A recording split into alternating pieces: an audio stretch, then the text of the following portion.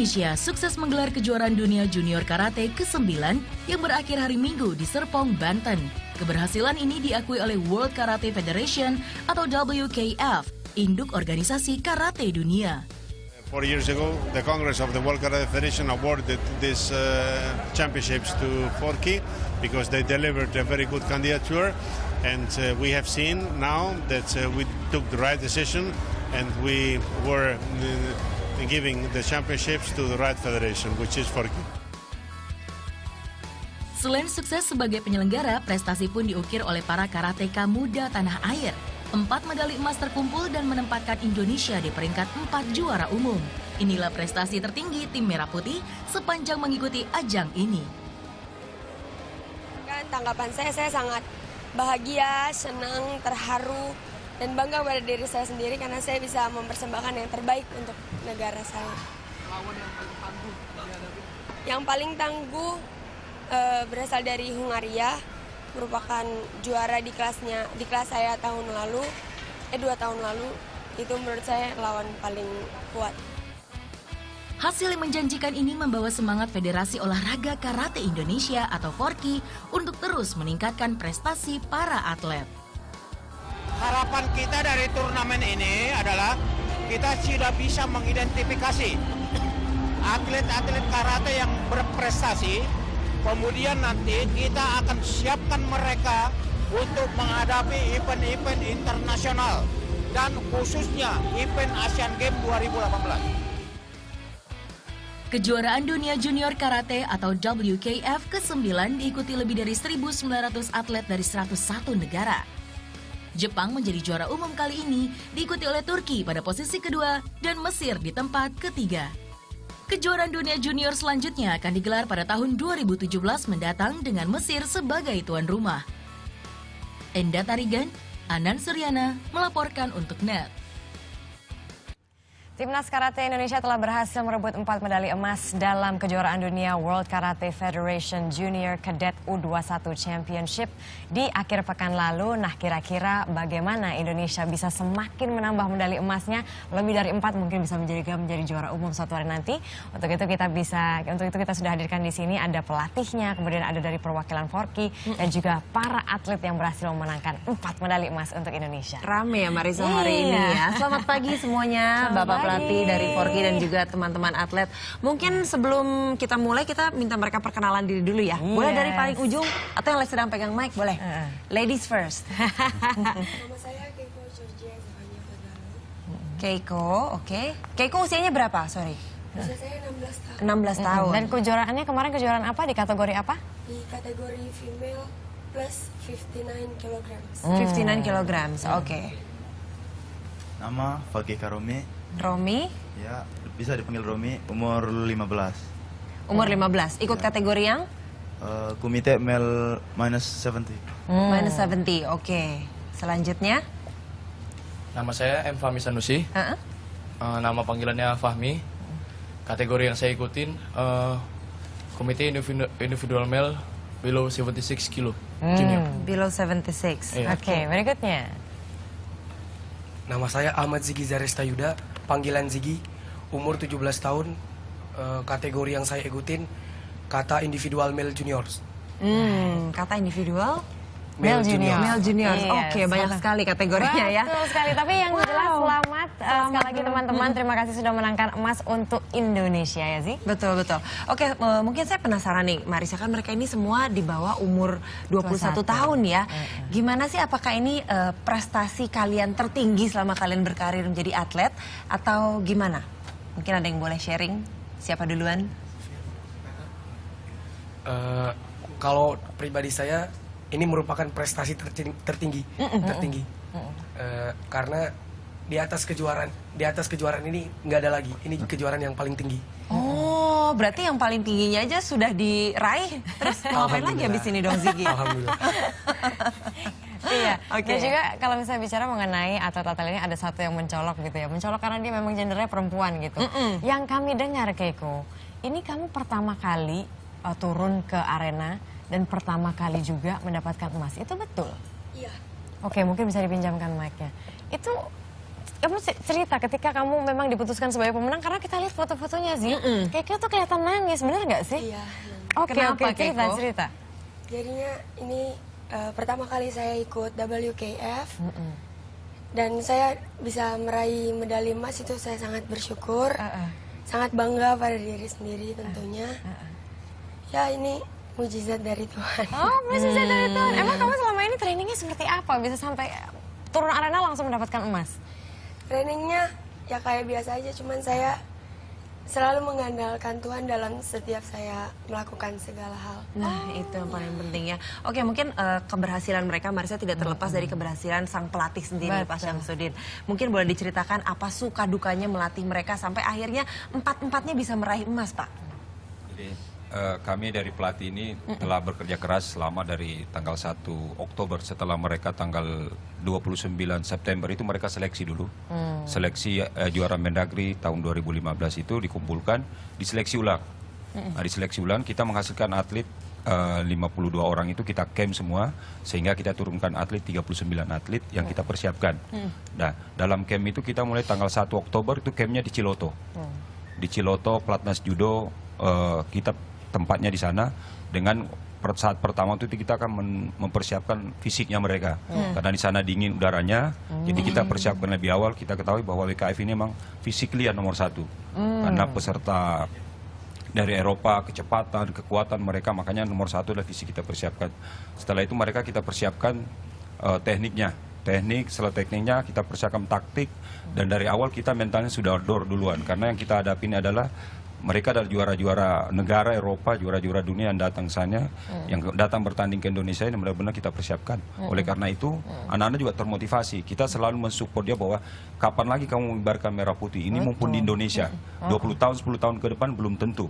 Jadi akhirnya mereka ini termotivasi benar, mereka mengikuti program latihan yang dengan semangat, dengan penuh semangat, dengan spirit yang besar, dan yang terutama lagi mereka menjalankan taktik strategi yang kita persiapkan. Itu kunci keberhasilan kita. Apa sih Pak ininya kesulitannya mungkin dalam, mereka kan masih muda-muda juga gitu ya. Mungkin di satu sisi jadi kelebihan karena fisik mereka masih kuat, atau di sisi lain tapi ada kesulitannya nggak? Kesulitannya mereka paling secara psikologis, kadang-kadang kan anak-anak. Kadang-kadang kita pelatih ini menjustis dia, kamu harus bisa, kamu harus bisa, harus menang. Kadang-kadang mereka ya namanya sifat anak-anak kan kadang-kadang masih timbul. Jadi kita yang selalu mengemong pelatih supaya memberikan semangat dan selalu membimbing mereka, memperhatikan, ingat fokus bertanding, fokus itu aja kita perhatikan. Karena kalau enggak anak-anak ini sering blank. Apalagi dari kejuaraan dunia besar ini, kalau enggak dia bisa blank di dalam susah. Makanya mereka kita selalu konsentrasi, mengingatkan mereka supaya kalau ketika di arena fokus. Dan terakhir adalah mungkin ini juga inspirasi buat dari seluruh masyarakat karate Indonesia mendukung kita. Begitu mereka masuk sampai semifinal, final udah luar biasa. Anomi masyarakat itu yang mendukung kita luar biasa. Nah, Keiko sebagai atlet karate perempuan di sini, ketika memang sudah mau memasuki arena kejuaraan karate sedunia gitu ya, apa sih yang pada saat itu menjadi mungkin seperti dikatakan tadi tantangannya, pertama kali tantangan apa saja yang dirasakan oleh Keiko saat itu, dan akhirnya Keiko berhasil untuk mengalahkan tantangan dalam diri Keiko saat itu? Saya sih pertama, saya ingin buat bangga kedua orang tua saya. Saya ingin mengharumkan nama bangsa saya, karena kapan lagi kejuaraan setinggi ini, big event, diadakan di Indonesia. Tantangan saya percuma latihan sudah lama-lama kalau saya tidak bisa mendapatkan hasil.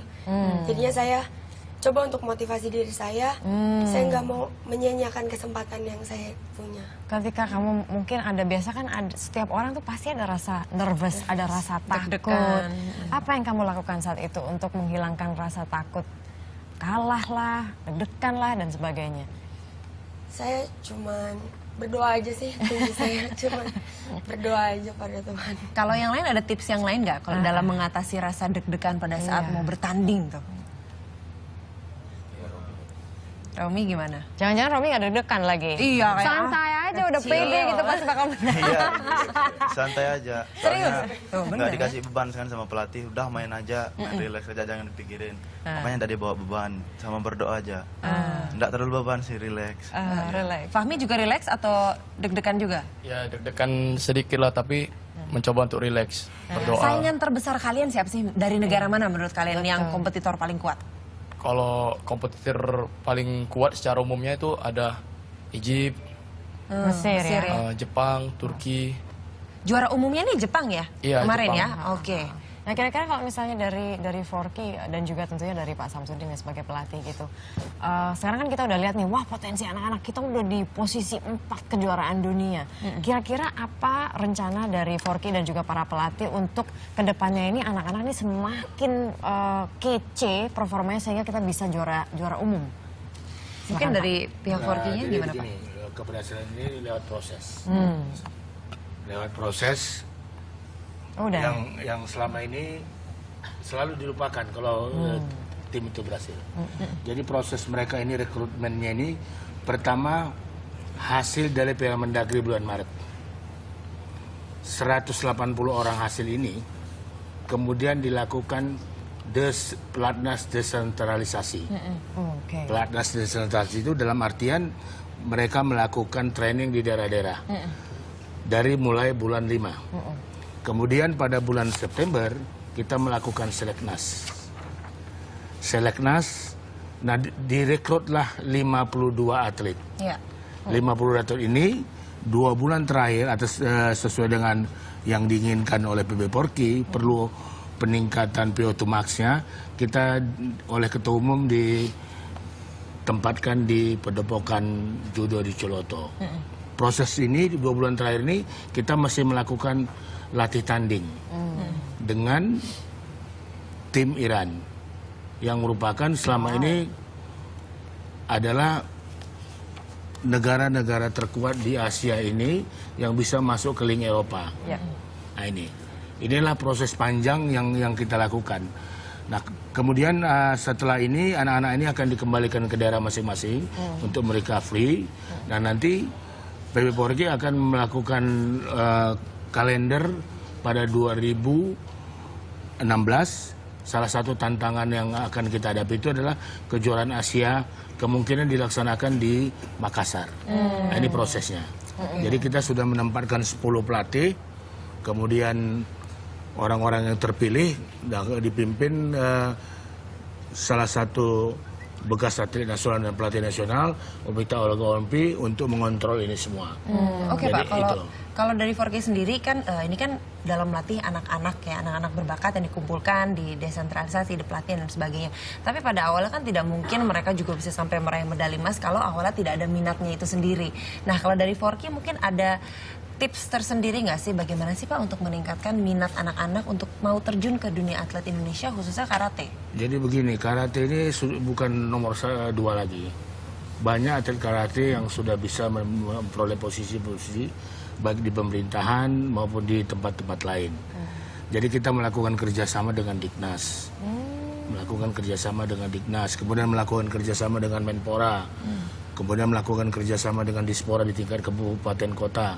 Dengan Dispora kita sudah ada kerjasama yang namanya 3 kategori. Yang pertama Prima Pratama, yang kedua Prima Muda, yang ketiga Prima Utama. Jadi yang juara-juara ini bagian dari Prima Pratama yang setiap tahun dapat santunan oleh Menpora. Nah ini ke depan kita berharap Menpora bisa mendukung penuh. Karena kita ada program 3 tahunan, 2016, 2017, 2018 untuk menuju Asian Games. Nah ini kan perlu proses. Nah, kadang-kadang orang lupa proses itu, orang hanya melihat keberhasilan. Proses yang ini yang harus dipikirkan gimana. Nah inilah yang kita harapkan lewat Menpora supaya bisa betul-betul atlet-atlet yang muda ini diberi kesempatan untuk bertanding, berlatih, terus ya, Pak. dan kemudian kalau perlu ditempatkan di luar negeri, di training camp bertahun untuk mengikuti kompetisi di liga-liga Eropa dan di liga-liga di Jepang. Wah seru banget. Kalau teman-teman atlet sendiri nih mungkin dari Keiko, Fahmi, Romi atau Ziggy, memang dari dulu punya cita-cita jadi atlet karate atau sebetulnya ada cita-cita lain? Iya, emang dari kecil. Emang dari kecil pengen jadi atlet karate? Jadi atlet nasional. Oke, Ziggy juga? Romi juga? Keiko juga? Berarti nggak salah ya. Berarti udah sesuai passion Udah gitu sih, sesuai. udah sesuai banget. Nah Udah ini kan sesuai. untuk semakin meningkatkan performa mereka yang sudah sangat bagus ini, Pak Samsudin, kira-kira strategi apa lagi, strategi latihan seperti apa lagi yang nanti akan diaplikasikan ke mereka, terutama tadi kalau misalnya kita bicara mengenai saingan dari Indonesia itu kan ada Jepang, ada Mesir dan sebagainya. Biasanya kan kita sudah mengamati, oh triknya Jepang atau triknya Mesir tuh kayak gini nih. Berarti atlet-atlet kita harus kayak gini nih. Gimana Pak Samsudin? Yang jelas bahwa mereka setelah kejuaraan dunia ini mereka sudah mindsetnya sudah terbuka karena dia sudah membuktikan bahwa kita juga bisa sama kayak mereka dalam artian bahwa tekniknya kita sudah bisa, artinya kita sudah bisa pelajari, tinggal pengembangan konsep program latihan yang kita akan siapkan ke depan. Kalau mereka masuk pelatnas jangka panjang oleh Menpora ini, Prima Pratama, Utama dan Muda, nah kita persiapkan juga program jangka panjang itu. Seperti tadi Kabid Bimpres PP4K sudah mengatakan bahwa ini ada proses itulah yang akan kita buat. PP4K akan membuat program sampai 2018 untuk mempersiapkan mereka, karena nanti mereka adalah embrio karateka nasional yang dipersiapkan untuk Asian Games 2018. Kalau bicara mengenai atlet Indonesia dibandingkan dengan atlet-atlet lain, apa kelebihan dari atlet Indonesia mungkin bisa semakin dikembangkan sehingga bisa menjadi sebuah kekuatan bagi mereka? Mereka ini udah punya modal. Yang penting kita sebagai pembina di PB4K, baik di perguruan, karena kuncinya kadang-kadang di perguruan, balik ke Pemprov masing-masing. Mereka kalau lepas di Pemprovnya, ini kadang-kadang mereka mandek nih prosesnya. Dalam artian, setelah kita dapat atlet ini, inilah tugas kita sebagai PB4K yang harus mempersiapkan mereka. Karena kalau kembali ke daerah tanpa program, lepas lagi. Padahal ini udah aset ini, udah jelas, ini udah mendunia ini. Jadi ini harus kita pelihara. Jadi nanti mereka akan basisnya di sini gitu? Ya. Dan, nanti dan akan, untuk ya tahun 2016 ini kan ada program jangka panjang itu. Iya. Mereka Januari start, mereka sudah mungkin di camp nanti untuk persiapan 2018. Jadi berarti setiap hari teman-teman ini ada di camp, setiap hari berlatih. Gimana sih jadwal latihannya? Untuk jadwal latihannya pagi dan sore. Pagi dan sore? Oh jadi tetap ada breaknya di tengah-tengah? Iya. Tapi kan teman-teman ini masih muda gitu loh, masih di bawah 20 tahun. Pasti kan masih ada keinginan pengen main, pengen pergi sama teman-teman. Iya. Tapi sementara teman-teman harus stick pada jadwal latihan. Gimana menyiasatinya? Ya kembali lagi kepada target pribadi. Oke. Kalau Ziggy gimana? Ya, kita ditugaskan untuk kita udah dipanggil pelatnas, berarti kita punya target pribadi sendiri. Bahwa saya harus juara, berarti saya harus berkorban, berarti saya harus ngorbanin waktu saya main, waktu saya pergi sama teman-teman. Demi apa? Demi cita-cita, demi target saya pribadi. Nah, itu dia yang harus ditiru oleh seluruh anak muda di Indonesia. Kalau ada ambisi pribadinya harus dicapai sampai dapat medali emas ya. Iya, betul sekali. Terima kasih teman-teman dan terima kasih sekali lagi sudah meraih emas untuk Indonesia. Terima kasih juga perwakilan dari 4K dan juga pelatihnya Pak Samsudin sudah ada di sini. Semoga Indonesia semakin berprestasi ke depannya, terutama di karate, menjadi juara umum, semakin mengharumkan nama Indonesia. Betul sekali. Nah, berikutnya kita masih akan hadirkan informasi memperingati Hari Angklung. 1000 siswa di Kuningan, Jawa Barat bermain angklung massal. Informasinya akan hadir hanya di Indonesia Morning Show.